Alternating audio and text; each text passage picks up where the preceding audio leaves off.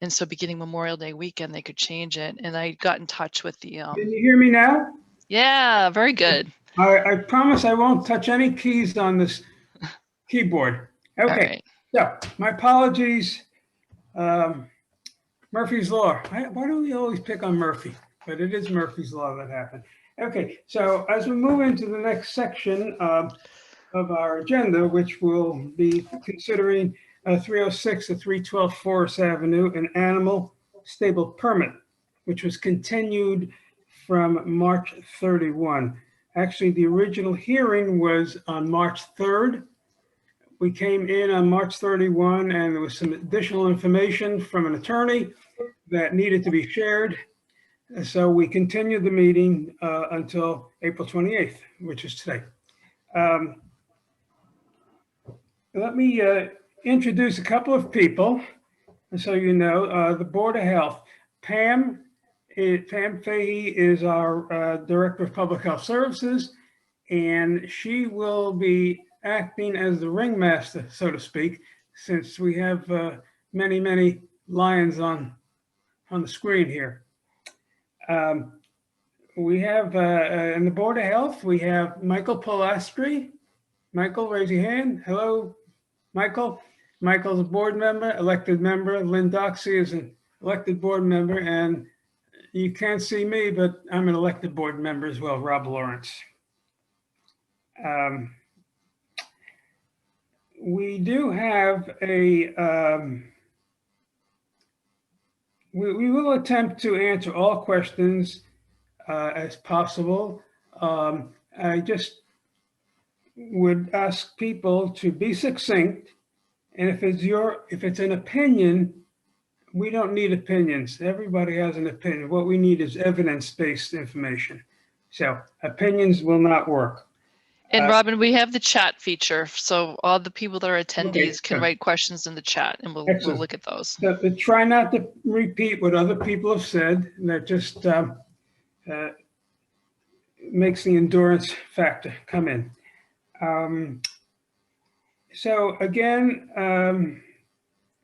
we will take it up. The first order of business, we will take the Mr. and Mrs. Bliss and John Cavanaro and Jeff DeLisi. So Mr. and Mrs. Bliss, why don't you start us off and tell us who you want to speak?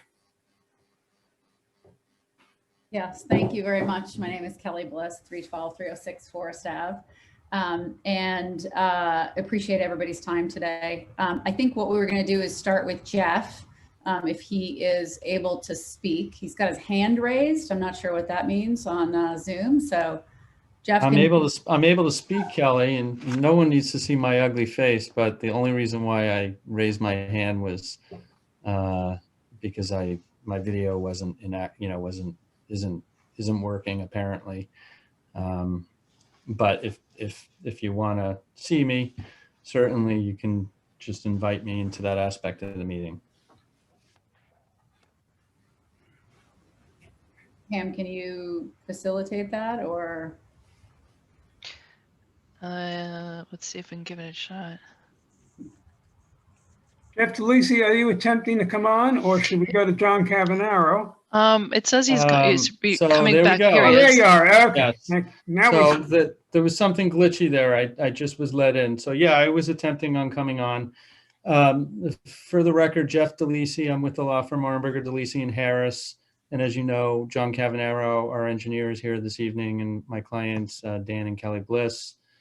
I'm new to the applicant's team, and I wanted to take a minute to recap if that's what the board would like, both procedurally and substantively, where we are. And then I was going to hand it over to John to explain his plan, and then over to Kelly to explain the management plan with respect to the animals. So essentially, we're here because the Blisses proposed to maintain 2 horses at the property. And the Board of Health regulations require permits to allow that to occur. John, like I said, will review the plan. The property is a merger of 2 lots at 306 and 312 Forest Ave. It has a combined area of about 81,000 square feet. The merged property contains 2 single-family dwellings and a shed presently, and the plan is to demolish the shed in one of the dwellings, that being at 306 Forest, and to reconstruct in its stead a garage that has a small living quarters above. The applicant is proposing also to construct a barn for the horses and a paddock for the horses as well. From a zoning perspective, while this is not obviously a zoning jurisdiction, I just wanted to note to the board that from a zoning perspective, this is an allowed use as of right in this zone, subject to your regulations. So as I indicated previously, the operative regulations are the rules and regs governing horses, stables, cloven hoofed livestock, fowl, and poultry. And the first permit that we're seeking is a permit to keep animals. And I wanted to note to the board, and I think it's important to note that your rules provide that a person has the right, without seeking any permit, to maintain not 2, but 22 animals as a matter of right. The regulation provides 1 horse, 1 cattle, 2 cloven hoofed animals, 6 rabbits, and 12 fowl. But despite allowing a person to keep all of those animals, you need a permit for 2 horses because it exceeds 1 horse. And so, and that's even though the Blisses are not proposing any of the other animals. So under section G of your rules, 50,000 square foot lot is required for these 2 horses. And as indicated above, we exceed that by more than 30,000 square feet, which is probably more than 60%. There is no standard in your reg that gives you guidance on how to, what standard to apply when issuing a permit to keep animals. But the good news is that the permit is an annual permit and has to be renewed. So if there's if the board were to issue a permit today, if it later determines that there's a problem with the operation, it has an opportunity to review that on an annual basis. The second permit that's required is a stable permit, and like the animal permit, the stable permit is also an annual permit that must be renewed. And in conjunction with both of these permits, but I think probably especially the stable permit, your regs require that a management plan be submitted, and that be to manage manure, to manage, they call it vector management, which is vermin, basically, rodents, a predator management plan, and a noise management plan. Since the last substantive hearing, the applicant affirmatively reached out to the Mass Farm Bureau, which are subject matter experts in this field, and asked the Bureau to review the management plan. And in accordance with that review, the applicant supplemented its management plan to incorporate the suggestions of the Farm Management Bureau. And in a minute, I'm going to ask Kelly to review that revised submission. But suffice to say, the board has before all of the information required by your regs that's necessary to issue these permits. And if you believe that this information that we've provided with respect to these, this management plan has any inadequacies, we ask that you let us know so that we may try to address those concerns, but we believe it's overly comprehensive in a sense. Variances. With respect to variances, the initial application before the board sought multiple variances. We sought a variance to allow a portion of the paddock to be 2 feet from the property boundary of our southerly abutter in an area that requires 30 feet setback. Same with respect to the area of the paddock being 2 feet from Forest Ave, which requires 30 feet. And also initially, we requested a variance to allow the facility to be located within 100 feet of a dwelling, that being the dwelling on the opposite side of Forest Ave at 299, as well as the dwellings on the applicant's property. Now, I mentioned to you earlier that the plans were recently revised, and John's going to review, but since our last meeting, we notably redesigned the facility so as to fully comply with the setbacks from the property boundary and from Forest Ave and from the abutting dwelling at 299 Forest. However, our dwellings are within the setback distance, which the board may or may not believe requires a variance. Incidentally, we are aware of other stable permits wherein the board has set a precedent and allowed an applicant's dwelling to be located within the setback area. And if you think about it, that precedent does make sense because the applicant can control the activities that affect it. For instance, if it becomes an unhealthy situation, an applicant has within its power to take further measures to rectify those issues or to abandon the use altogether. So we believe it would be unjust to deny this application. There's no alternative to this use on this site that we haven't already proposed. And we believe that we've demonstrated that we follow, that we will follow a plan that manages these any potential nuisances so that they won't exist. However, beyond that, I do want to point out that there's no evidence in this case that there would be any jeopardy to the public health or the environment. Remember, this is 2 horses. Our plan will meet the 100-foot setback requirement from wetlands, and thus there's a presumption of no adverse impact on an environmental resource area.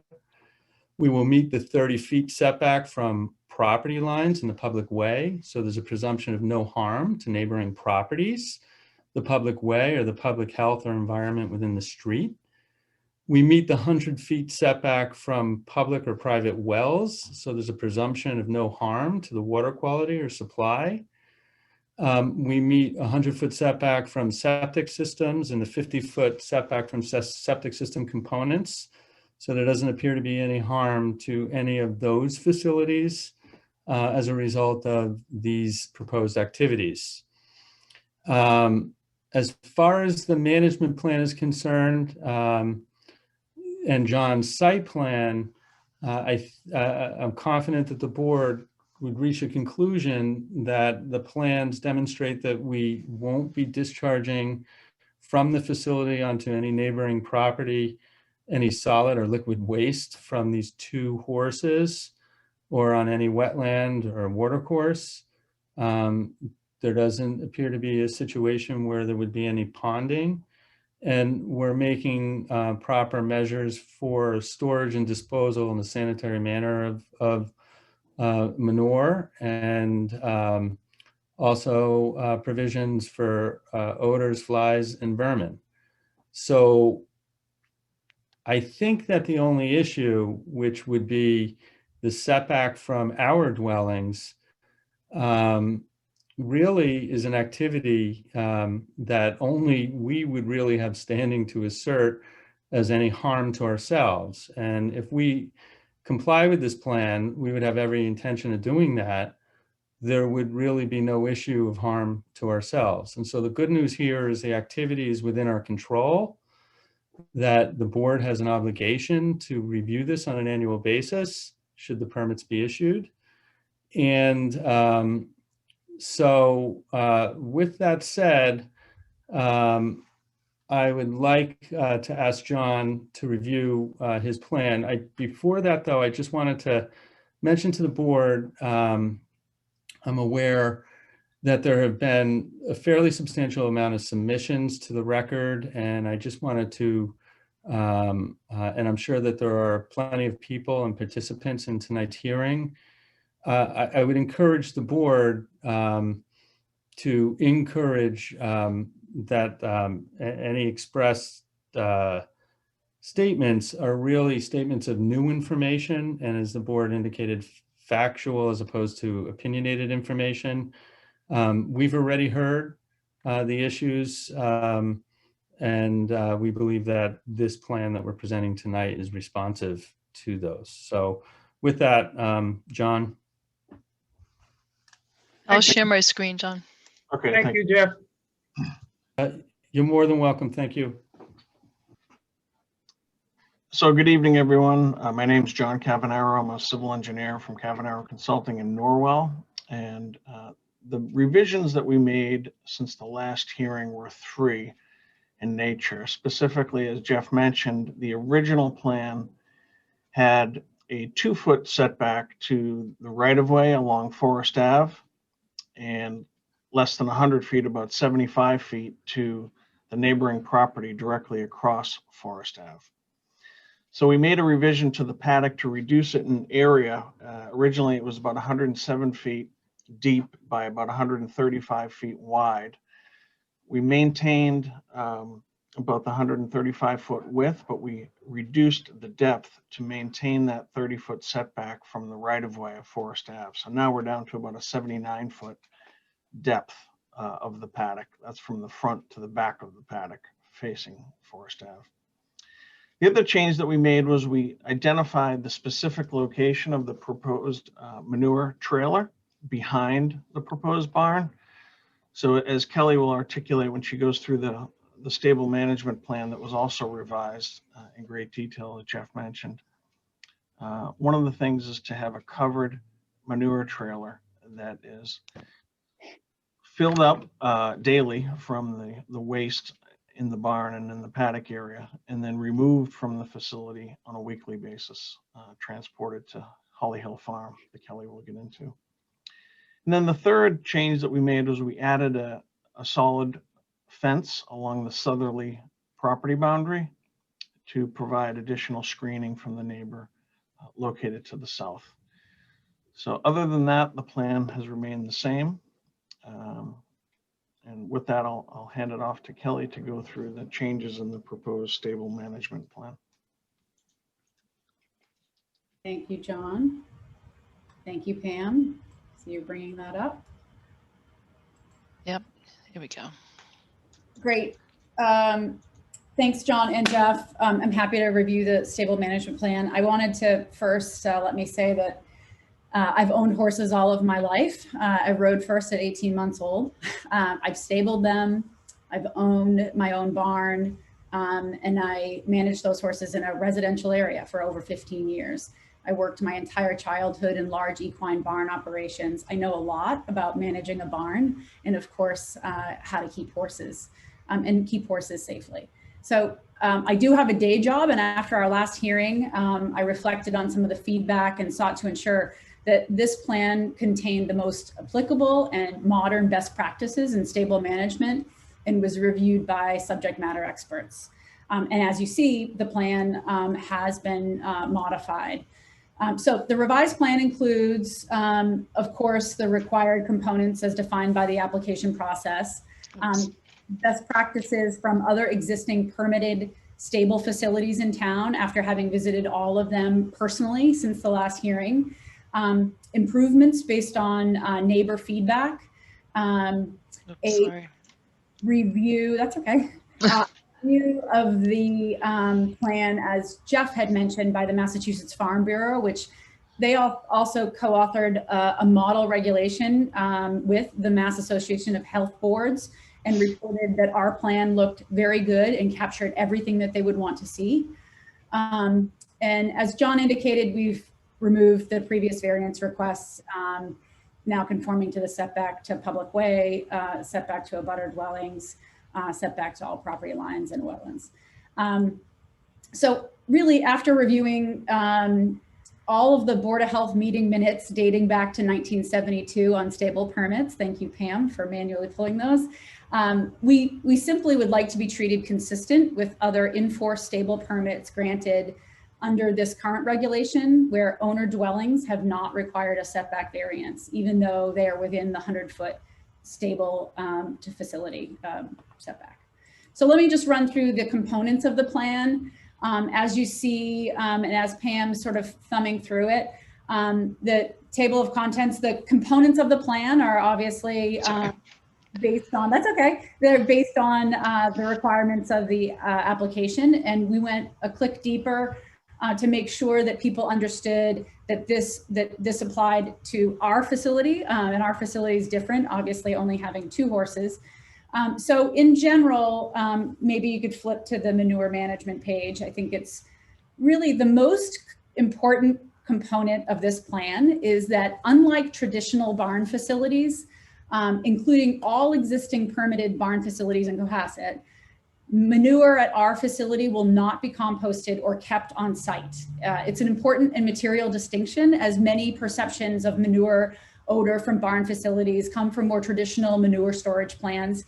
I know John Belber is on. I don't know if he's unmuted, but John Belber, as you know, we had indicated before, manure from these 2 horses will be taken off-site on a weekly basis and brought to Holly Hill, where it will be used to help naturally fertilize plants and vegetables. And I'm not sure if John is unmuted and wanted to make mention of that. I know he also submitted a letter to the Board of Health indicating his support and obviously participation in this plan. I don't know if John's there or not. But. I don't think we can get him right now. Okay, that's fine. He submitted a note to the board as well. The next component of the actual plan that was modified, primarily based on feedback around how the manure will be kept in that week, during the week where it's not being taken off site. And it'll be kept in a dump trailer like you're seeing in image 1. But more so, we plan to retrofit the trailer with a hard cover. Most of the trailers come with a soft cover, loose or spelled loose, mesh tarp. And so what we're planning to do is retrofit that to be a hard cover, which will more securely keep the manure inside, both important for transporting it to Holly Hill Farm, but also keeping rainwater runoff or vector out. Next in section C is the pasture and stall maintenance. Of course, stalls will be kept clean and dry, removing manure and wet bedding on a daily basis. In addition to keeping the stalls dry, pastures will be monitored and manure will be removed from the pasture using what you see here in image 3, which is a manure vacuum system, believe it or not. And it collects the manure in a container and it allows us to transfer it to the trailer on a regular basis. And the frequency of the pasture cleaning will be determined as necessary. We want to make sure that we're managing any potential odor or damage to the grass, of course. And so we'll manage the paddock from the manure on a regular basis. And then we also plan to install a sprinkler system to make sure that the soils are maintained at the right level. And so addressing any dry spells on the pasture. The next section is vector management. These I think you've seen before. They were in our previous plan and largely haven't changed with the exception of this watering post. So the pest control, obviously a clean barn, whereby the food is kept in sealed containers in a feed room, really minimizes any pest issues. However, we plan to install Wi-Fi enabled rodent traps, which we actually have in our home as well. It's image 4, which alert you to any pest that is captured in that trap on your phone, so you can immediately remove it. In addition, we added some depth around the insect control. There's many, many ways of managing, and very highly effective ways of managing flies or other insects. And actually on my tour of some of the other barns, there were some really great ideas and we've incorporated some of those. I think the most important one, and I think the one that really helps this particular barn management plan stand out, is that we're eliminating as much as the standing water as possible. So many times you see in horse barn facilities, there's a big bucket of water that allows the horses to drink during the day. We'll leverage an on-demand frost-free watering system, and you see these images in 5, 6, and 7, which the horse presses down on a paddle to bring the water to the surface level, and there's no standing water around. The rest of the water goes back down under the freezing level. It's obviously has health benefits and convenience benefits, but really eliminating any standing water on the premises, which mitigates any water sources from becoming a breeding ground for insects. Additionally, we'll plan to use fly parasites on the premises, which can be sprinkled in areas to kill larvae as they are emerging or get put on poop. Fly parasites really don't hurt humans or animals. They're really just meant to sprinkle along the fence lines and manure piles and wet areas where any vegetation might be found, and fly larvae might land their eggs.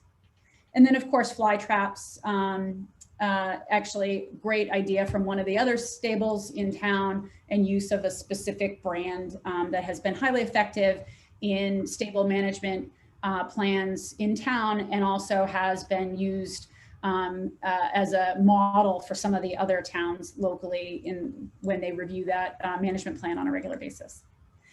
And then predator management. I think everybody probably knows full-grown horses don't really have predators, but the horses will be in their stables at night with the barn doors closed. We'll outfit the barn with motion-sensitive video cameras for real-time predators and unwanted guests. I think it's important to note we plan to use a premium 4-rail equine fence that's made of recycled steel. It's of the highest quality and equine standards available for securing the pasture. The pasture is a closed pasture system where the actual, if in the event a horse got loose in the barn, the pasture would, they would only be getting loose into the pasture. And then finally, noise management system. While the noise from horses is very minimal, we do plan to add additional plantings to screen from the street, from abutters, and to further define the spaces on the properties. And they also would double as dust and wind barriers.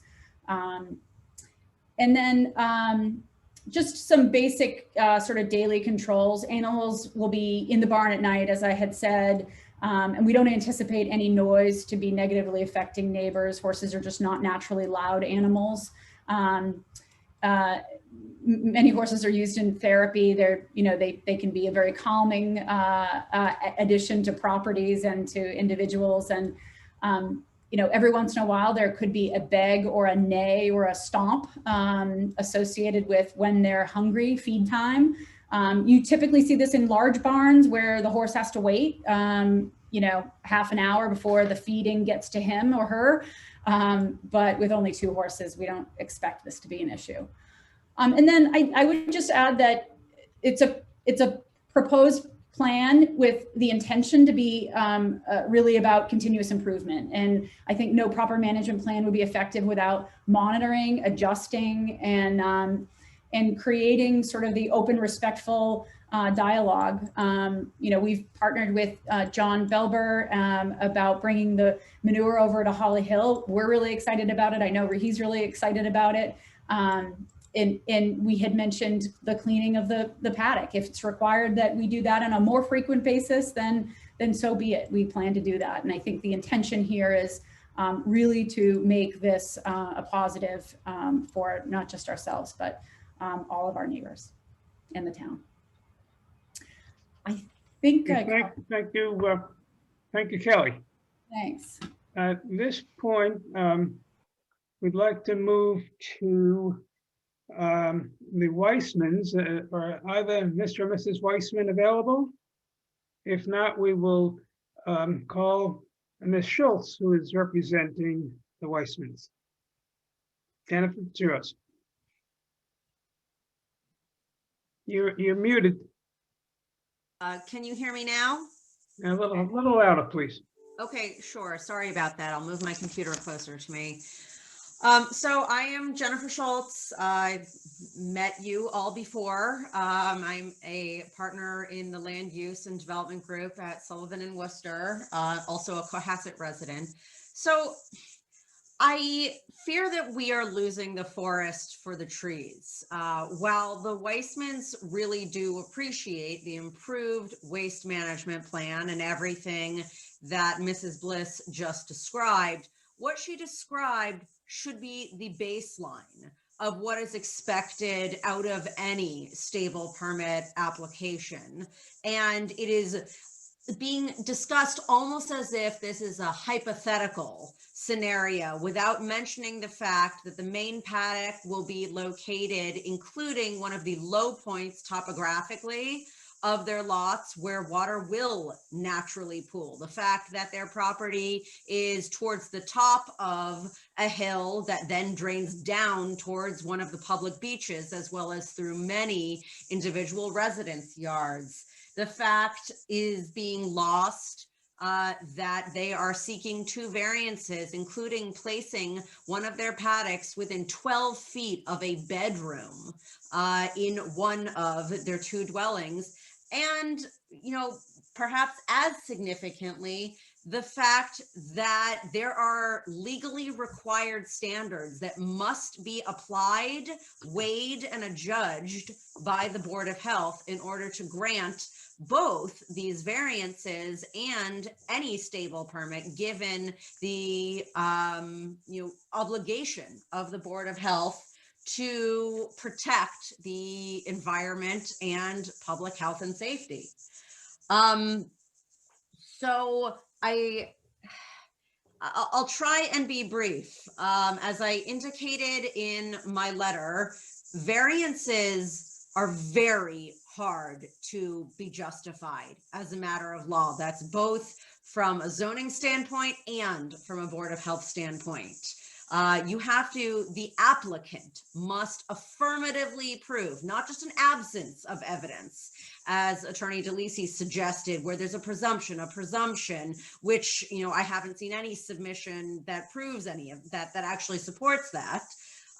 But the law is that the applicants must prove a manifest injustice would be done if they do not receive these variances. They must prove that their requested variances, which reduce one of the regulatory setbacks by close to 90%, is of equal protection to the public safety and health, which they are a member of the public, and anyone in those dwellings is a member of the public, and the environment. They can't just gloss over it. That's an improper application of the law to just grant a variance without an application of the legal standards. And I haven't heard any attempt, not in the first meeting and not tonight, to actually satisfy the very high bar of this legal standard. There's a reason that variances are hard to come by.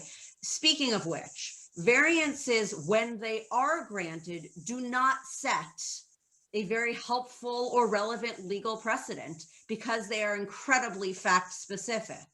And all of the facts that I pointed out at the beginning, the low point of the property where the horses will spend, you know, many hours a day with however many gallons of urine and pounds of manure, the fact that their property is upwind from the natural sea breeze of many of the neighbors who are concerned, that they are at the top of a hill, where all of the urine will go into the ground, will not be removed.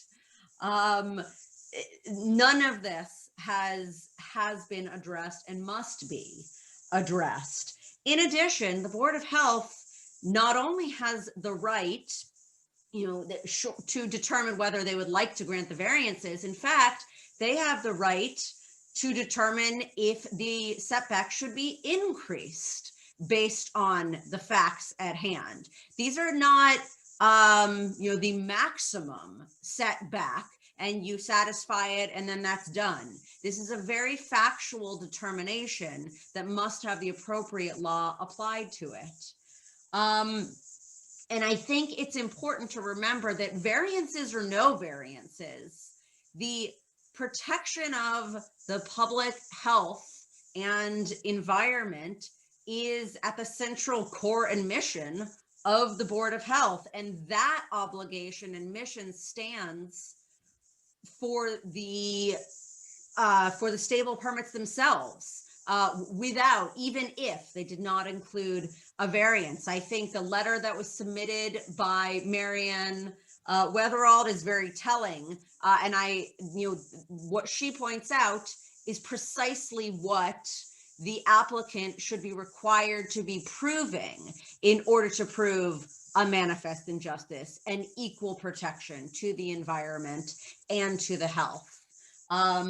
Just very quickly now in closing, going through a few of the points that Attorney DeLisi made.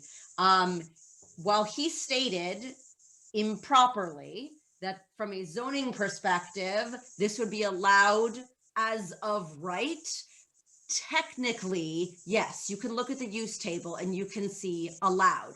However, the language for the keeping of any pleasure livestock animals requires not only the issuance of a license from the Board of Health, but also, and the word "and" is used, that there be no odor and no noise at any of the property lines. And so while I understand that's not within the purview of the Board of Health, it's a relevant fact and at least something that I wanted to correct. He made a statement that the board now has all of the information before it to issue these permits. Again, that is simply patently untrue, because not once has anyone sought to satisfy the legal standards of proving a manifest injustice and offering solid, legally cognizable, affirmative evidence of equal protection by their plan that requires variances versus a plan that does not require variances. That's the law, and it has to be applied. As I noted before, the statement that there is precedent of this board granting variances from dwellings. First of all, I reviewed the meeting minutes and did not see any variances from dwellings. I saw variances from various property lines. But significantly more importantly is, as I noted, variances don't tend to lend a very helpful or relevant precedent, because to grant a variance has to be a very factually specific exercise. I can rest my case for the time being and pass the baton to whoever you'd like to hear from next. Thank you, Ms. Schultz.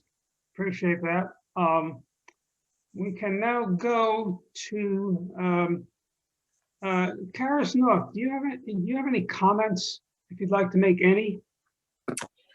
By the way, Karis North is the town council and is assisting us in many cases, but in this case, certainly. Thank you. Good evening. Thank you, Mr. Lawrence. Just a couple of comments. I don't want to get into a dispute with my brother and sister at the bar here. I do have some somewhat different perspective on some of their comments that I've laid out for the board, but I do want to say a couple of things. I agree with the comment that that prior decisions don't necessarily have precedential value. A board is going to evaluate every application differently and is going to look at the merits of that particular application. I do agree that the decision here, I think, is, let me just explain a little bit about what the process is here, which is the Board of Health has discretion in reviewing its regulations and reviewing a request for variance.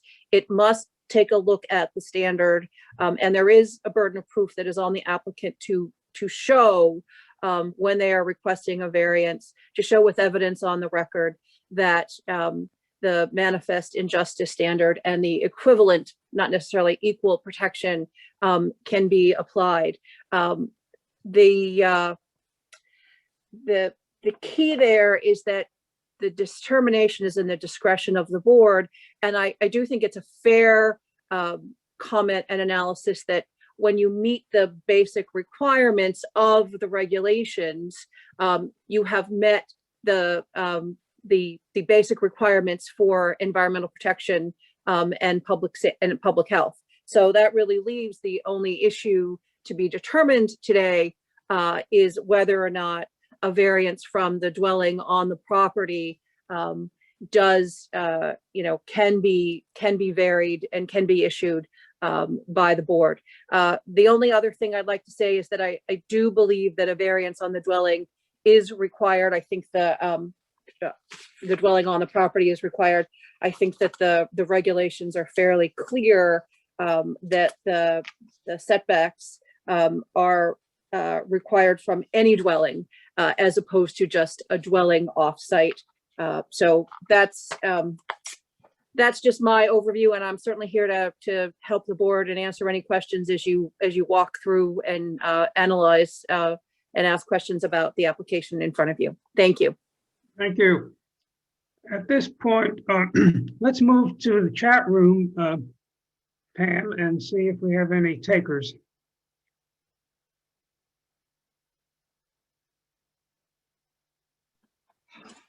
Sure, I will. I'll read some questions.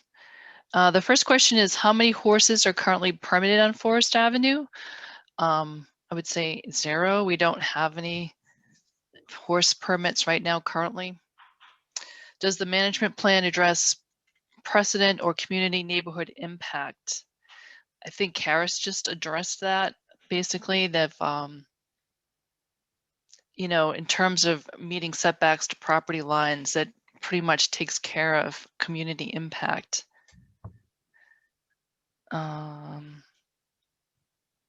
Pam, I would also say that the other elements of the management plan and the other elements in the applications are all part of the community impact analysis.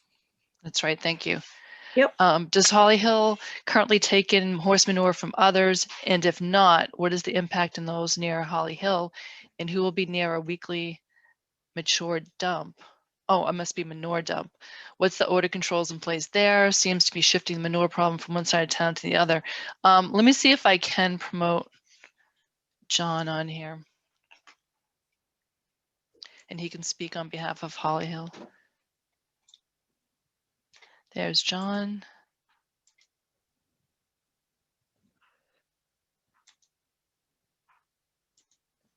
Hello. Hi, John. We can hear you. Thank you. Hello, how are you? Good. Good. So my name is John Belber. I live in Situate, Massachusetts, and for the last 17 years, I've worked at Holly Hill Farm in Cohasset, 236 Jerusalem Road.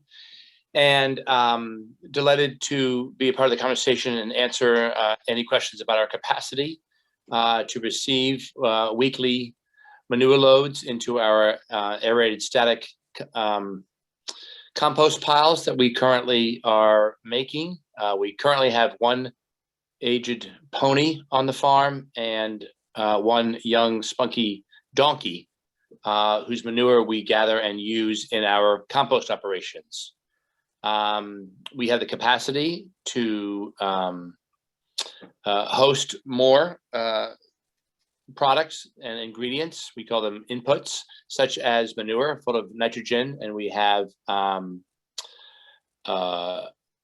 space and a place to receive the load each week and to incorporate it into our compost making operations. We are ready and equipped. We've talked to the Bliss family about our willingness and our ability with our staff and our need on the farm for such inputs to make our certified organic compost that we report to the state about and then gets used on our farm fields in compliance with our organic farm operation, as well as our regenerative farm focus and our no-till no-till farm operation. So we are ready. We've had experience. We used to gather far more manure from barns and stables in town. Betty Cisneros on King Street. There was a family on North Main Street we collected from, as well as the Morgan barn. Right now, we would welcome the Bliss family horse manure. And as I said, we have the horse and donkey on site currently. We have been open and clear about our compost operating systems and how we make it and how we are compliant with the state in terms of making certified organic compost, and are ready to work together with the Bliss family. John, I have a question. Does Holly Hill Farm have unlimited capacity to take in manure from many, many residents? There has to be a limit, I would assume, or if there's not, what do you do with the, I would call it excess manure that's there? Well, certainly there is a limit. There's a limit to everything. We are one nonprofit educational farm that certainly has a limit. We are ready to host a weekly delivery because of the amount of leaves and other products we have, which would be incorporated in manure. So I would say that our limit would be what we had in the past, which was gathering weekly from 3 different barns in town. So adding 1 barn's worth of weekly drop-off manure is well within our capacity. We're not out actively seeking more manure, but when Ms. Bliss and the Bliss family approached us, we said, yes, we have room for that. And we want to help divert the from the trash stream. We want to, we need that nitrogen input that is contained in the manure. We currently are also gathering from different restaurants and shops in town, also reducing the local dependence on trash companies, because we are providing a service where we are taking in inputs. So we've not reached our capacity yet. I would say probably if 3 other barns came to us and said, could you please take our manure, we would then reach our capacity. Thank you. I could continue with additional questions. That's manure. What happens when there's a water ban, which we have most every year? What happens to their grass watering? I think that's a question for the Blisses. We plan on using well water. That's our goal right now. So it would not be affected by any water bans. Okay. Not potable water. Next question is, variances are granted for rare and unusual circumstances. This seems like a luxury. That seems more like a comment, I think. Can I also comment on that, Pam? I'm sorry. Sure.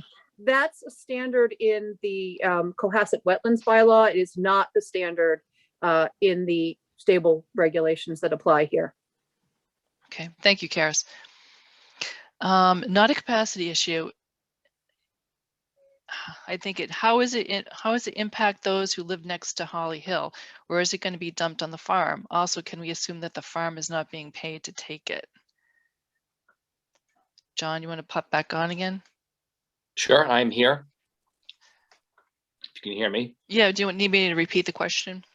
Well, it seems like there was maybe 2 parts to it. So I can do one at a time in terms of is there capacity at the farm and where will it be dumped? Right. So our main input area on the farm is well distanced from wetlands, as we are cognizant as abutters to 130 acres of privately owned woods and trails known as the Richardson and Cornelia Richardson White Woods. We are well aware of the marsh, the historic marsh that abuts the farm, and our main receiving area is well up from that and distanced, as we've gone over with members of our board and other members of the community who oversee, distance from any wetland issues. we put all our inputs into a dumpster that was donated by Graham Waste that sits near a growing field, and therein the piles are then turned and made and sit on these aerated static piles, which is a system we've been using for 2.5 years now to make sure that we are generating and letting the all the inputs rather quickly decompose, so that we have a finished product that then cures adjacent to the dumpster. And the other question was, are you being paid to take the manure? That's been discussed. It's not been finalized yet, but that is something that is an arrangement we have with different businesses in town, Seabird Coffee and Anchor and Sail, wonderful established food and coffee drink spots in town who make donations to our nonprofit. That's been offered by the Bliss family. We haven't confirmed that yet. It is a lot of work to make compost. It is important, we feel, to do any less pressure on the trash system. So we are excited and ready to receive and can work out details of potential donations or just out of the goodwill, because we are a working farm, incorporating that manure into our system to help grow healthy food and have responsible stewardship for the environment. John, I have I'm sorry, Robin.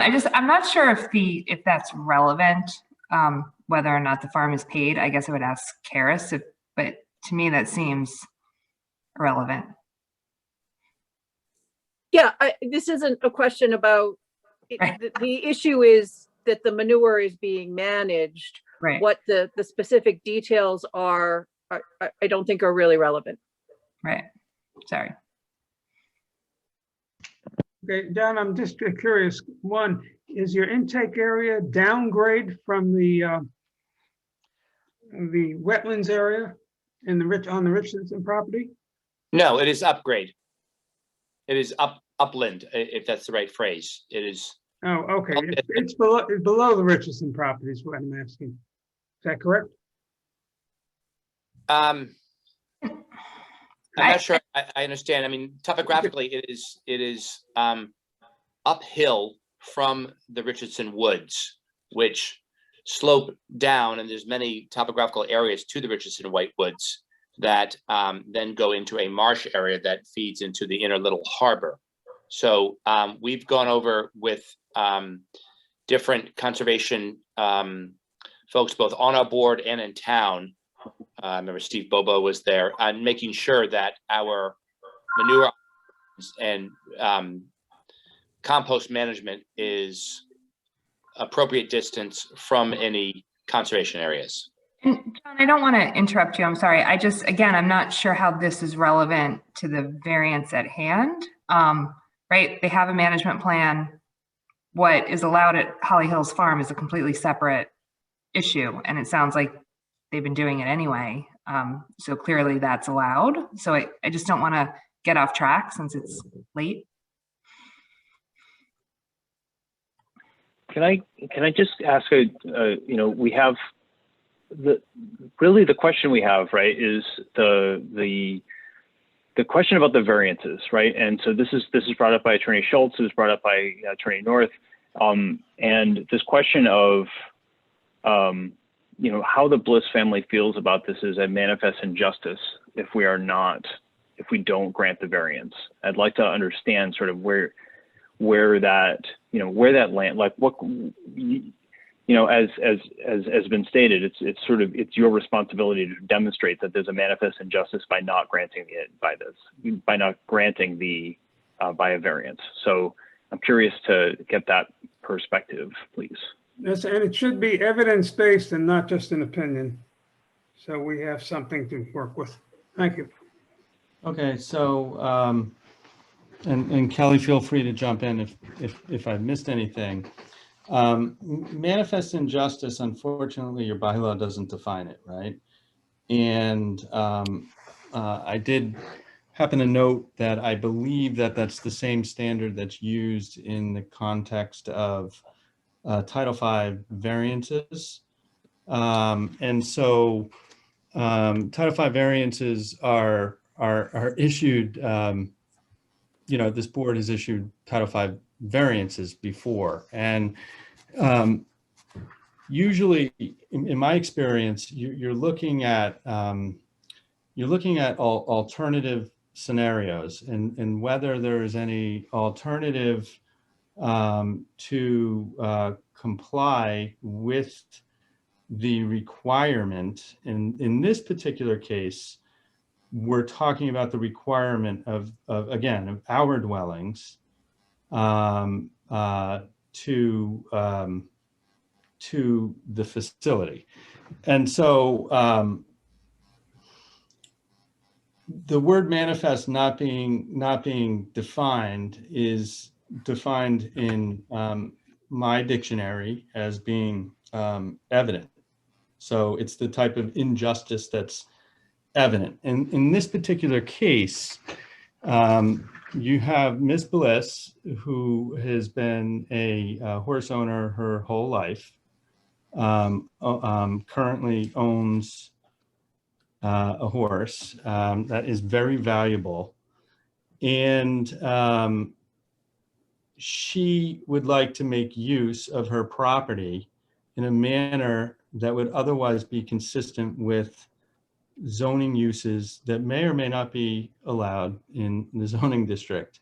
In this particular case, as Jen Schultz, my sister, had indicated, the black letter of the bylaw allows this use subject to regulations and subject to other findings if the Board of Appeals determines that to be the case. And so what we're saying is that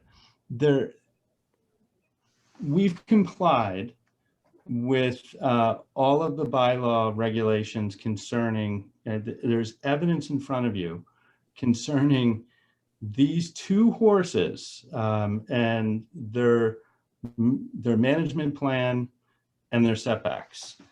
And we've revised our plan to meet as best we can, except that there is no alternative for us to avoid the setback issue on our dwellings.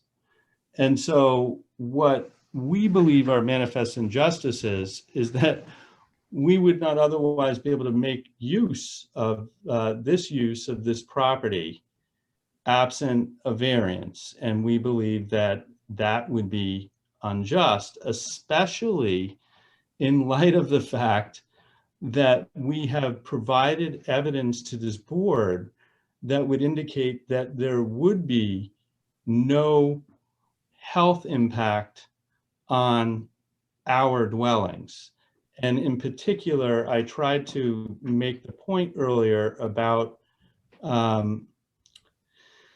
control, and it really is an important issue. Is I recognize that sanitary regulations are there to protect the public, and that our property is part of the public. That doesn't necessarily mean that abutters really would have any cognizable claim that they would somehow be harmed as a result of our use of our property. And the fact that we have the ability to control this use, the fact that we have the ability to implement this plan, to make the plan better in the future, the fact that you have the ability to review our compliance with the plan on an annual basis, all point to the fact that if this becomes an unsafe or an untenable situation, we either are able to fix it ourselves, or you're going to tell us that we can't use it. And so I think that it is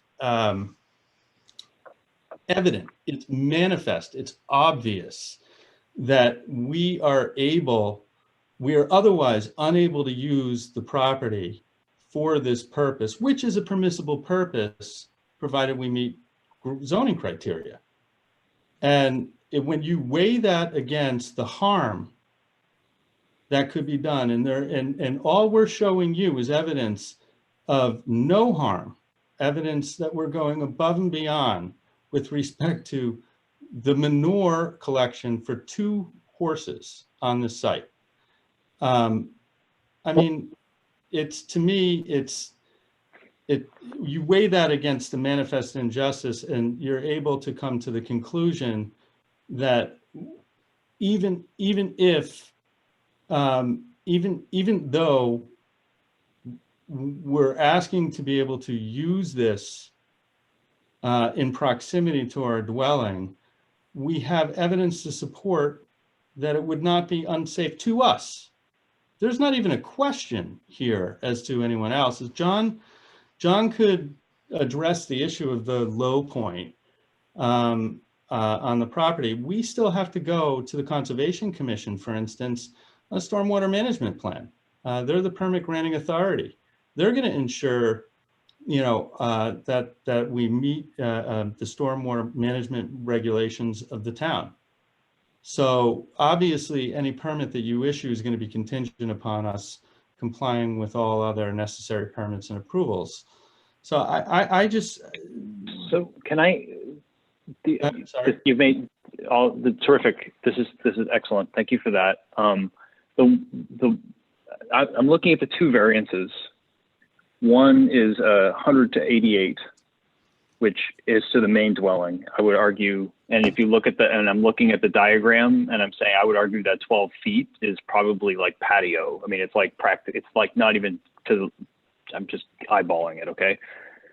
The part that actually worries me more than that is the 12-foot variance to the garage with the living area. To me, I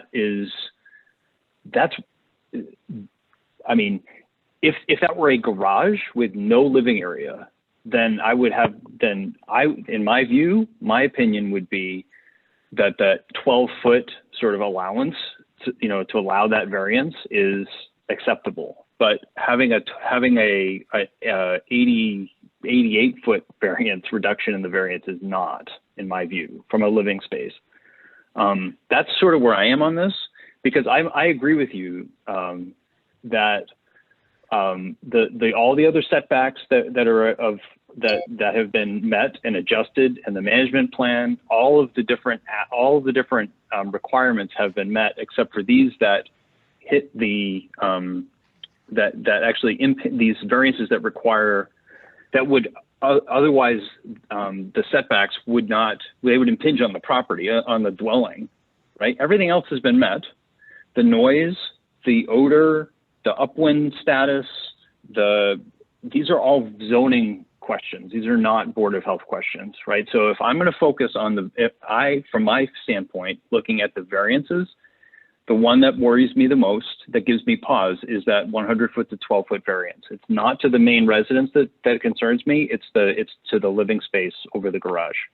Mr. Blitz, I'm sorry. Go ahead, Jeffrey. My apologies, Mr. Chair. I was just going to respond that this 12-foot distance, that would be to a guest house, right? Not a single-family dwelling that's used on a year-round basis, number one. Number two, the distance between the barn where the horses are actually going to be stabled and the garage structure that contains living quarters above is more like, it appears to me, to my eyeball, to not be 12 feet, but to be multiples of that, to be probably around 50 or 60 feet. And when you're talking about a bedroom within that structure, you're not going to have horses roaming in the paddock in the middle of the night. When you're trying to figure out if there's a harm to the environment, you're looking, well, what could possibly be the harm? In this particular circumstance, the possible harm, I suppose, could be the odor of the manure, or the possibility of pests at the most, because horses aren't even as loud as dogs. So we're not talking about noise nuisance. There's no foreseeable issue with predator nuisance. So you're really dealing with manure management and vector management. And we have a plan in front of you to deal with that. That barn is going to be closed and those horses are going to be in there in the evening, and the pasture is going to be clean. And the only people that could be harmed by that are us. We have. Well, let me make a comment. Can I please respond? One second, let me make a comment, please. We have setback requirements. The Board of Health has setback requirements to protect the whole population, not people on a certain street or, you know, or on your property. It's every person must be protected. And according to my reading of the regulations, not only must the applicant prove manifest injustice, and I haven't heard the proof yet, but also must prove that there is no harm to the environment and public health, even though it's on their own property. I guess it's, we're trying to save the people from themselves, if you will, but that's the way the regulation is written, and that's how we, the Board of Health, have to look at it. So, and then let me further ask the question, what is the injustice for not granting this application, this variance, which then will result in the application being denied? What is the injustice specifically? Can I make one comment just quickly, Kelly, before you speak? Go ahead. I don't mean to interrupt you, but just as far as manifest unjust and sticking to your regulations and really just looking at the geometry of it. So we have a paddock that right now is down to 79 by about 135. If we reduce that paddock, and that's not an oversized paddock whatsoever. If we reduce the paddock down to say 75 by 100, that's a 7,500 square foot area. Let's say the lot area the minimum lot area in this district is 35,000 square feet, which is a large portion of Cohasset. We're required to have 25,000 square feet for one horse on a 35,000 square foot lot.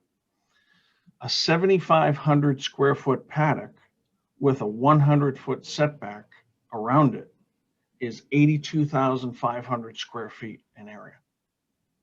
82,500 square feet in area for one horse or for one paddock, which we're required to have 25,000 square feet of land. So as you can see on this lot, this is two lots combined to create more than 80,000 square feet of land. We well exceed the 25,000 square feet per horse. But I think in Cohasset, it would be nearly impossible to site without creating an injustice on a legal conforming lot with the legal amount of area for a horse to site that in anything. So John, what would the impact be of limiting the,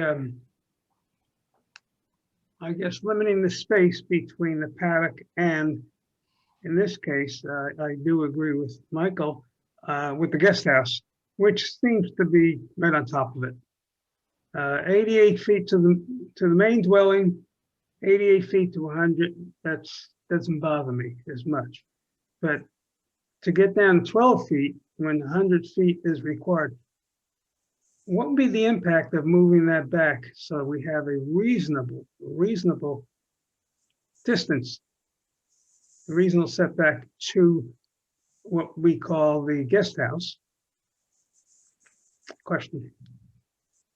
So I'll pass it over to Kelly as far as where her threshold is for limit, but I guess I'd go back to what is a reasonable setback of one's own guest dwelling on one's lot.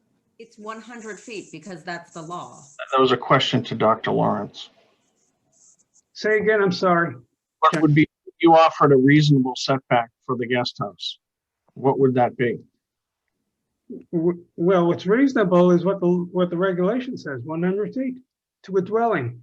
If that guest house was not a guest house, but just the garage, without cooking facilities and toilet facilities, is not an issue. But right now, it's a dwelling. Dwelling is where people dwell. If it's just a garage, then I understand, but I thought your question was, how much could we move it back to get a reasonable setback to the right, back? that was the question. I didn't hear the answer though, John. Okay, so we don't know what the reasonable tolerance would be. Because that would determine how much we could move it back, that's all. We're building this as a dwelling with a cooking facility because we want to have a space where we can gather family. My mother's in a wheelchair. You can't get into my house because of steps. So the hardship is you're preventing us from being able to have a place where we can have a host of family, allow my mother in a wheelchair to come have a dinner for Thanksgiving. Sorry. I mean, respectfully, we're the conversation is not about that. The question is about having a horse, right? So in my experience, I've only been on the board for 2 years, and when we do variances for things like septic systems, for example, it's like we can't live in our house unless we replace this septic system. This is, we can't have a horse unless we get this variance, right? So there's a difference in terms of like the level, in my view, the level of a manifest injustice is different. It's just different. So again, the reason I'm saying this is actually has less to do with the 88-foot separation, the main dwelling, but the choice to have a horse and only a 12-foot separation to a living area. That's where I'm hung up. Yeah, Well, I think, Kelly, I'm just going to jump in. I think that John made a point earlier that is probably worth repeating in this circumstance is we have right now a proposal to merge 2 house lots that presently have 2 dwellings on them. If you were to wipe away all of the dwellings from this use that allows single family dwelling uses, you would still struggle to maintain, to be able to have this facility here. And I think that is a manifest injustice in and of itself. Is the injustice here is that we are not able to use the property in the manner in which it is currently being used because of the setback requirement. And we believe that if we're able to demonstrate to you that we can do it in a safe manner, then we can. But Kelly, I'm sorry I jumped in there. that's okay. I just wanted to make a point around, I think what Michael was sort of asking is like, what is currently, we own these 2 properties, obviously, and meet the requirements associated with having the barn permit. I currently have my horse stabled in a facility in Norwell, Pembroke. And if anybody that knows horses, I don't know if anybody's, if John Belber's still on. When you maintain a horse at a facility, it's high-end care, very high-end care. He gets massages. It's a little ludicrous, but we pay a lot of money to have him kept elsewhere. And I personally feel it is a material hardship from a financial perspective to have to maintain him when I should be able to maintain him on my property by way of right. And so there is a financial implication of maintaining a horse when you maintain it in your house. I mean, on your home property, you're caring for it yourself. There's no other people coming in to do the work on your behalf. And I think it's important because we bought the property, we've spent a tremendous amount of money bringing it together and want to use it for this use. And we meet the requirements to meet that use. And it is now a hardship for us to continue to pay to have him off site. I have a question. Yep. 2 alternatives, which would be less reasonable to you? Stable 1 horse or remove the living quarters from the garage? I know you want them both. Obviously, that's your plan, but I'm asking the question.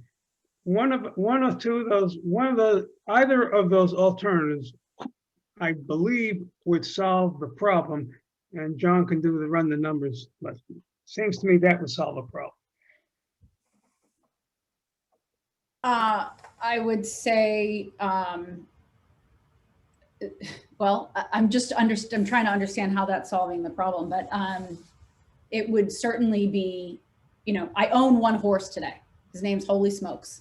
I own one horse, and my plan was my daughter goes off to college in not too long of a time, and she rides, and we plan to ride together. It's a safety thing. When you ride with another rider, it's important that horses are, kept in with other animals, and so, we proposed 2 horses for a reason, even though we only own one horse. I think what Dr. Lawrence was getting at was, it's either the choice being you either don't have living quarters 12 feet from the 12-foot setback, or you stable the horse. You see what I mean? It's like, basically, in other words, the question is, the choice to be made, I think, is do we have living quarters over the garage, or do we have a horse? Because it doesn't seem like those are going to be compliant. They're compatible in this case. That's I think, correct me if I'm wrong, Robin, but I think that's where you were going. Exactly. That's exactly where I was going. But it seems to me the second horse is for the future? Correct. I own one horse. You own one, but you want to stable a second horse, which would be in the future. Is that correct? Correct. Okay. What? I think the question at hand is just whether or not the 12-foot setback is acceptable. And it sounds like from a public health standpoint, it's not. The 100 feet is there for a reason. And again, the 12-foot variance is a little bit more palatable. And you can see that it's when you're doing the 88 feet that it's right. So it's not a matter of one horse or 2 horses, Robin. It's really just the concern of living quarters 12 feet away, granting that 88-foot variance for sleeping quarters. And again, the purpose and the reason for doing it, totally understand, but it's a public health standpoint of why that 100-foot setback was put in place. And so that's what I think we need to focus on, as opposed to the 1 versus 2 horses. Right. Is there, I still haven't gotten the question around what is the public health? I mean, Jeff surfaced some things. I'm just questioning, to your point, Lynn. I'm sorry, Kelly, what was the question again? Please. What is the public health concern to the Bliss family? Like, what is it that we would get ill, that we would get injured? I'm just trying to understand, like, the actual. Yeah, let me approach it from a different point of view. These regulations were made a long time ago, and they're to protect you and everybody else. And the idea was 100-foot setback that would adequately protect you and everybody else. Closer than that would need a variance. Too close. How close is too close? 2 feet, 5 feet, 12 feet? The regulation is 100 feet, and that's written hard. Now, John, if you were to move that portion that adjacent to the living quarters, if you move it back, what would that do to the total square footage, and would it be adequate for 2 horses? So we'd have to look at, a reconfiguration completely of the detached structure. I don't think the paddock would necessarily get much smaller, but certainly. Well, there must be some effect if you just move that paddock back from 12 feet to 100 feet or 88 feet or whatever number you choose. there has to be some impact on the size of the paddock, I would think. Well, the paddock is actually separated. It's sort of, if you recall, the property is bounded by ledge to the south, and we're increasing the minimum setback to almost 60 feet. So it's a 30-foot setback, and we have it almost 60 feet from that southerly line, partially due to topography. So if we go back, then we start to bring it closer to properties in the back. We also run up against a natural ledge outcropping in the back. So, I mean, certainly there could be some manipulation to the shape, but we're not going to get to 88 feet as the, anywhere near where the existing main dwelling is. We'll probably be at best in the, 50 feet with a substantial change to the detached structure and a reconfiguration of the paddock. So that's why we're trying to get a sort of a range of what's a reasonable. It's either no living space would not be an issue at its current setback, but living space is what pushes us to a higher number, as I understand it. Well, That's certainly my position. it seems to me, I'm speaking for myself, not having a guest house does not seem to be an injustice. That's not a good reason for an injustice. I know you want it, and we all would like to have guest houses, but that's not being able to have a guest house is not an injustice, in my opinion. Mr. Chair, I just wanted to point out that, as I indicated at the kind of the beginning of my remarks tonight, is that the facility that's allowed. Can you speak up a little louder, please? Yeah, I'm sorry.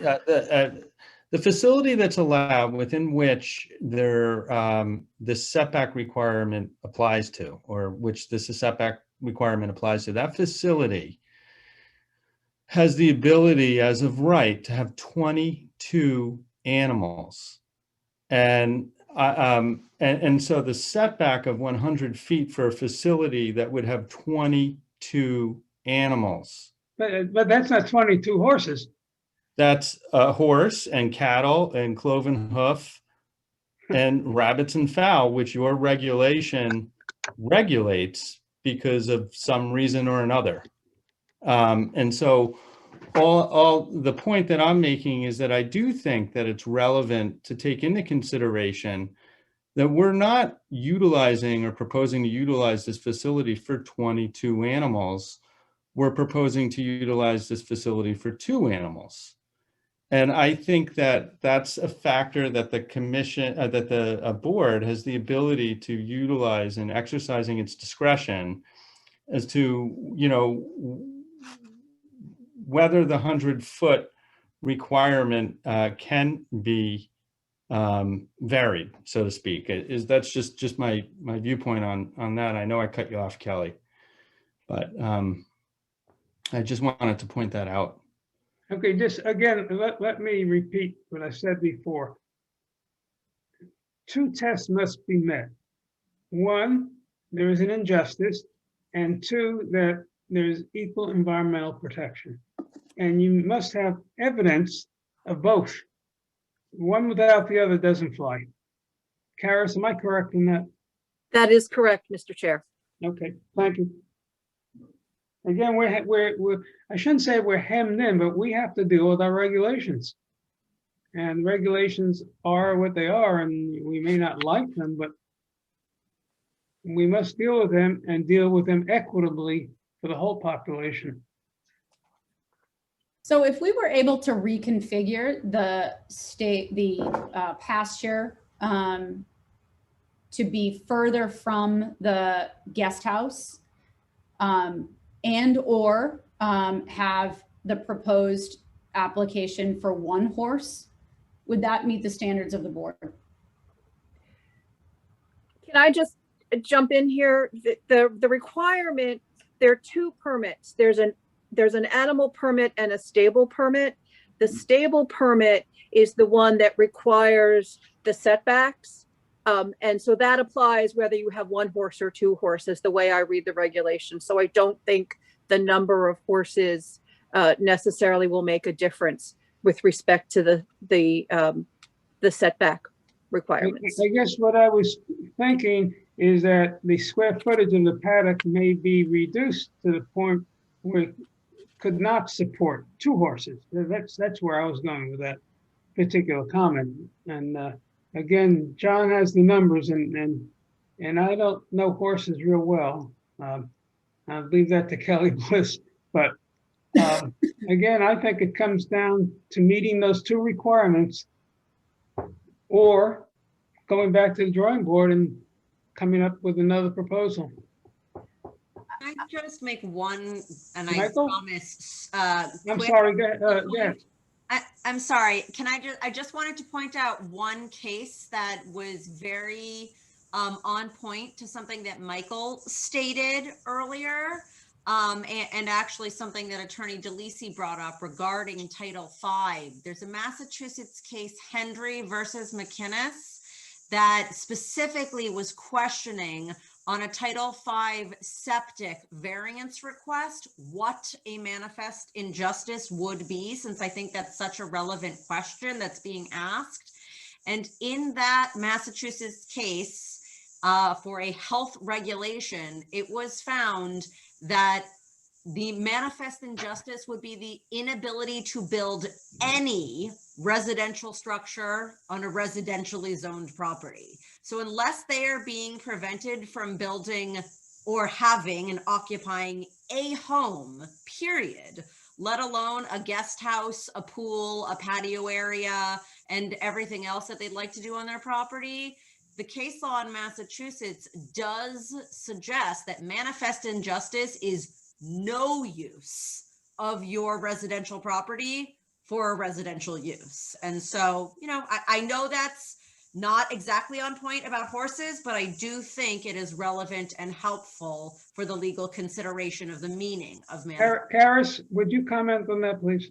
I would, thank you, Mr. Chair. I actually read that case slightly differently. I agree that it talks about the fact that the manifest injustice was what they could not build a residential structure on residentially zoned property. And in that instance, it was an as of right use that was being impacted, which I think is actually similar to this particular case.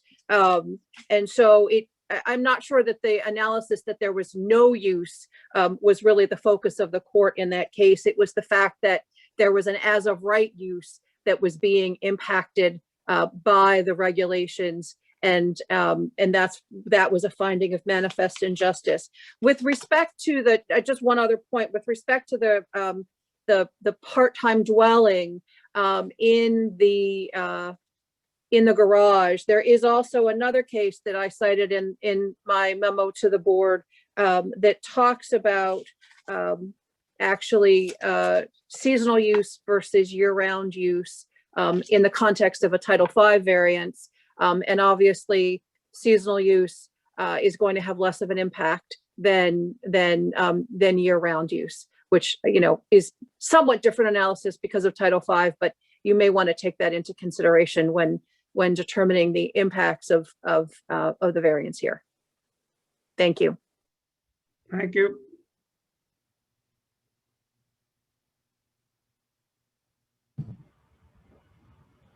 Michael, There are folks in the chat. There are folks in the chat who would like probably to be recognized. I wonder if we want to go to those questions, or this is up to. well, I think we could go to the questions if they add something evidentially in evidence If to it, this process. If it's just an opinion that I think it's a great idea, et cetera, we really shouldn't have. yeah, those so maybe comments. perhaps if the questions pertain to the particular variance in question, the variances in question, that would probably be good. Absolutely.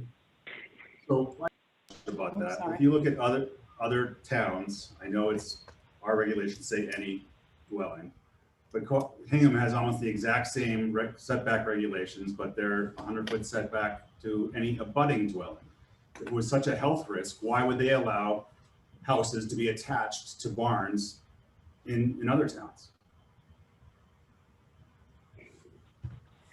My response to that is simply we can't operate under Hingham's regulations, right? I totally understand what you're saying. I hear you, but we have our own regulations. We have our own guidelines that we have to follow.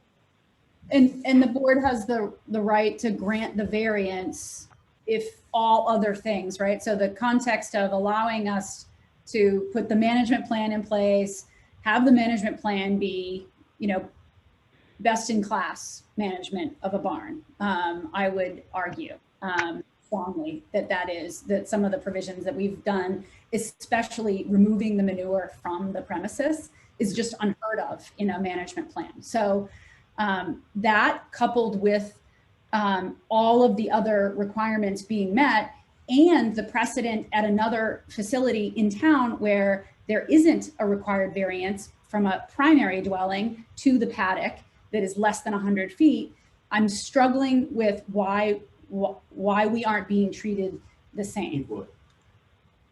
Wait, I'm sorry. I don't know about this precedent from another dwelling. I've seen the summary of the minutes, and I've only seen setbacks from property lines, not from dwellings. Karis, do you want to weigh in? Do you have something?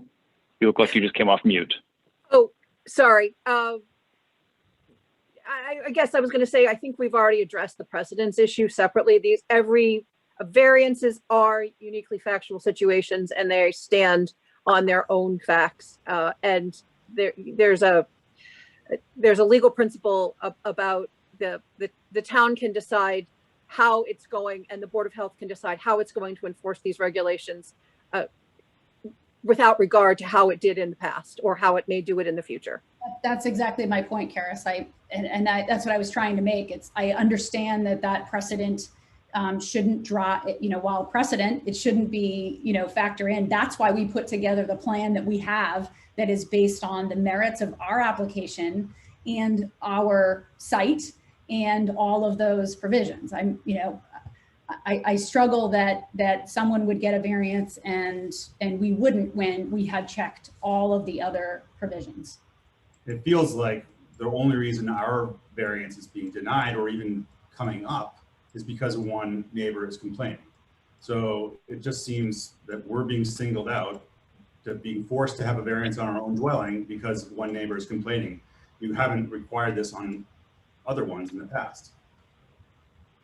I would say to that, I think that if, just speaking for myself, if I saw a request to reduce a setback from a property from 100 feet to 12 feet, I would definitely be pushing back on it, irrespective of what your neighbors were saying. So, I mean, it is what it is.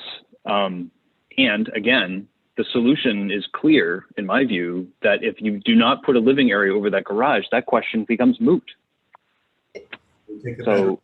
Take the bedroom out, and it's a seasonal. It's a seasonal space. We're building the 3-car garage, and so it's a seasonal space. We could take the bedroom out, make it just. So I'm not sure process-wise if we can just say if you do this and you do that. I'm looking to Karis to see how. I mean, yeah. I mean, if that were the case, then then my concern goes away, right? I feel less alarmed about a 12-foot variance than I do about an 88-foot variance. We would still go through we'd still have to hear it and review it and all that jazz. But I mean, that's, to me, it's you need to make, in my opinion, need to make a choice between, do I have a horse barn and do I have a horse and a paddock, or do I have a living space in that area? That seems to be the choice to me. Yeah, and Michael, under the regulations, the board can issue a variance subject to any conditions it deems necessary to public health, safety, welfare, or the environment. They just have to be in writing and part of the grant of the variance, which we can. So in other words, if we approve a variance contingent on there being no living space in that garage, that would be acceptable? Well, that is, it's legally acceptable. It's something that was within your powers. Let's just put it that way. Got it. So, I Michael, mean, acceptable I find from it, acceptable from a, so Michael, so just to clarify, you're good with the 88-foot variance if it's just a garage? I just wanted to, oh, the that's living correct. I'm space, concerned about, the living space. I'm Living concerned about a space. living space within 12. I'm concerned about it being within 12 feet of a living space. If there's no living space, that concern goes away from me. And I assume there would be a condition that there not be any flex space with like a sleeper sofa or something that to be done to get around the condition, I would hope. Well, That's not what we would be. We'd be saying, based on the plans, we would approve the variance condition on there not being living space in the garage. I don't know that that's. Just to put a finer point on it, the setback requirements are from a dwelling, which under the regulations is defined as a building, shelter, or structure that is intended for human habitation. So that's the type of prohibition I think you would be seeking in your conditions. Right. In other words, we wouldn't be able to say, we'll do this provided you don't put a couch in your garage, I guess. Right. Okay. I'm ready to make a motion, unless I'm looking to Lynn and Robin to see if you have further conversation. Do you want to, There is one person, Robin, that wants to speak. at Do you them. want to hear one more person, or do you guys want to vote? well, let's hear one more person. I promised we'd try to get every question, but as long as it's something that is a factual nature and not just an opinion. Okay. Well, I promoted Linda Indek. I'm not sure if I'm assuming like the wife of Bruce Indek who wanted to speak.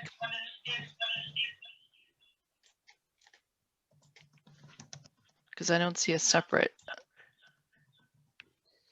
person on here.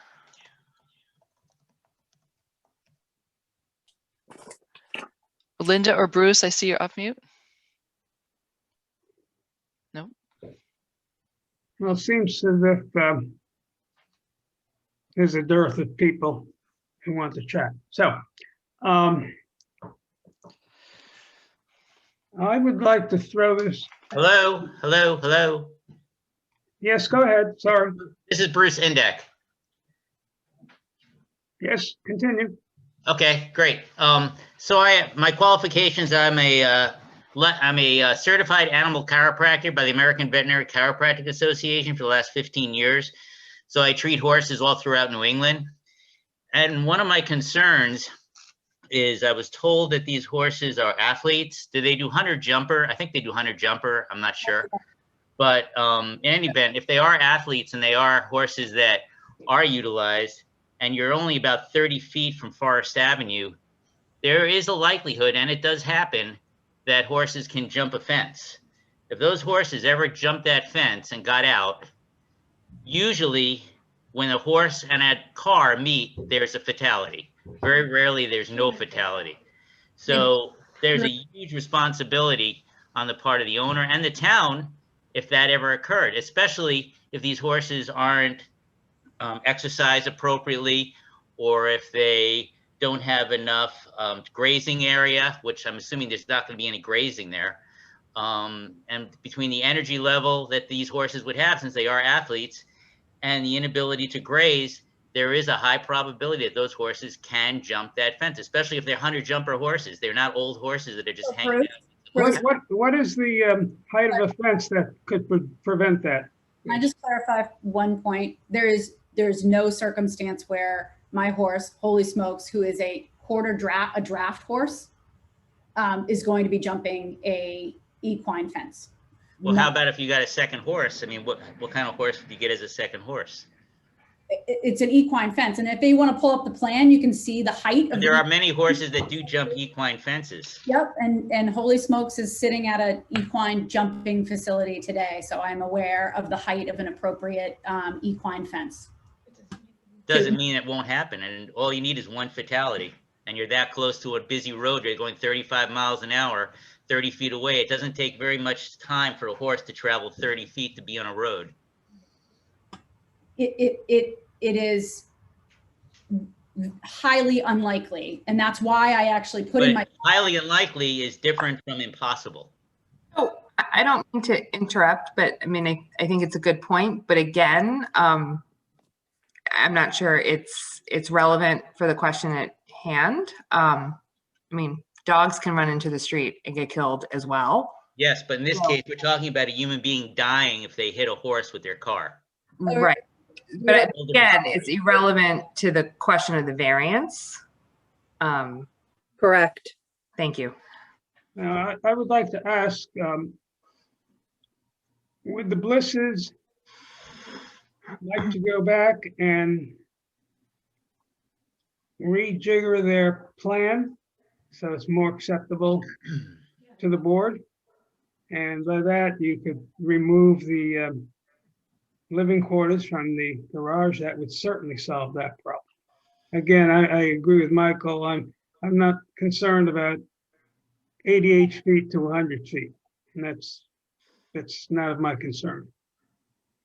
Or if you can look at the paddock in a different configuration and move that setback to that living quarters back to an agreeable or reasonable amount. And you're going to ask the question, what's reasonable, right? Michael, what do you think is a reasonable, or Karis, ask the question. What is a reasonable?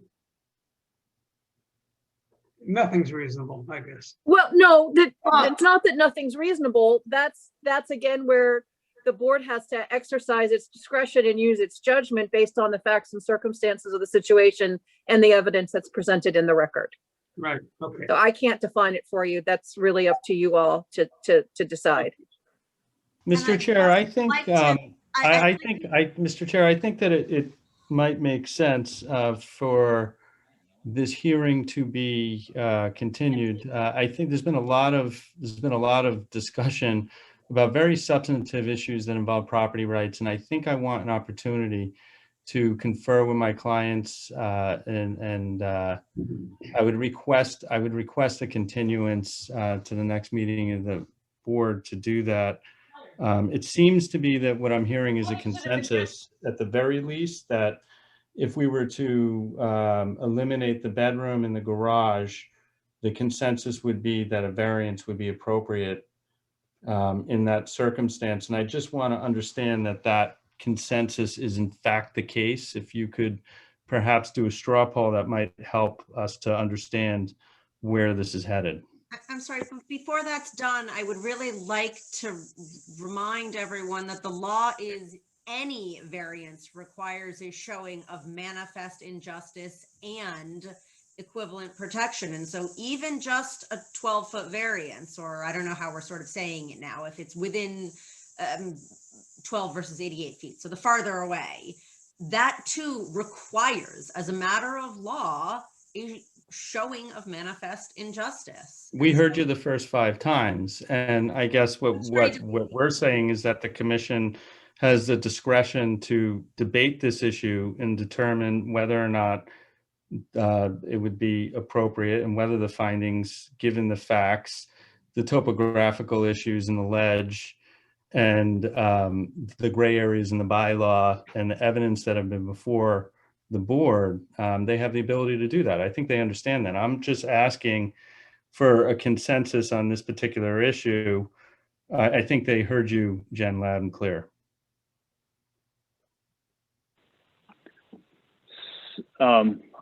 So yes, in per Attorney DeLisi's suggestion, I do think that it's worth a continuation to continue this. So I move to continue this to our next meeting, which is presently scheduled for, we just scheduled it for June 2nd. June 2nd. June 2nd. Previously in the call, you were talking about potentially having it in 2 weeks versus June 1st. Is that still on the table? I'm sorry, I didn't quite hear that. So Robin, do you want to have a special hearing in 2 weeks for this instead? We've been managing it for 3. We can do that. Are you available, Michael? Jeff, is that all right with you? Sure. It's fine by me. Yeah, I should be okay. So that would be Wednesday, May 12th. Is that right? I think I'm with the planning board that night. Hang on one second. I think you are with me, Karis. Well, we can patch you in for it. Well, it's the same, yeah.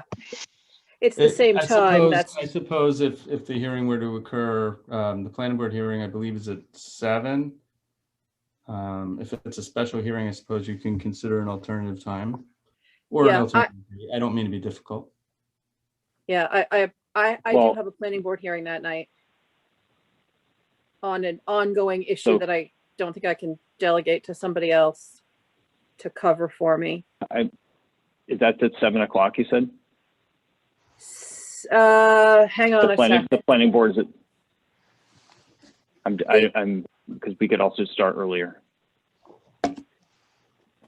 Maybe. Yeah. I'm looking to Lynn for a reaction. I can start earlier. The remote work really helps. Remote work, it does it every time. Tuesday, the 11th is also available on my end, at least. So are we on for May 12th at 6:30? I think it would have to be. So we're trying to figure It would out. have to be 6 It probably. would have to be 6 o'clock so that Karis can and Jeffrey can make it. 6 I'm o'clock? looking. Well, is May that okay? 12th, May 12th, 6 o'clock. Yeah, I can do 6 o'clock. Is that acceptable to all? Okay. And the Blisses, you're okay with continuation?